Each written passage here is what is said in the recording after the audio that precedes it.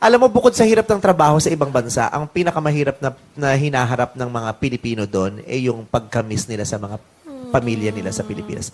Yung homesick, di ba? Lalo na during Christmas or family celebrations na you're meant to be together. Diba? Birthday mo. Oh, birthday ko? Hindi ko yan, birthday mo. Yung, Oo. Uy, ano? Sa palagi mo, bakit mamimiss ng OFW yung birthday mo? Yung, nasa Amerika tayo, bad trip birthday ni Anne. Hindi ako makauwi. Ilang taon na ako rito sa Saudi. Hindi ako makauwi. Birthday mo ni Anne ngayon. Ganon, Anne? Di ba sabi niya with conviction, birthday mo? Yung birthday mo, yung... Hindi! Hindi mo sabi, birthday mo. Sabi mo, Ay, birthday mo. Sige. Mali ako. Sige, pasensya na sa lahat ng OFW, hindi kayo makauwi pag birthday ni Anne. Alam po namin, yan ang talagang kinakaharap ninyong ang bigat-bigat sa dibdib. Di ba?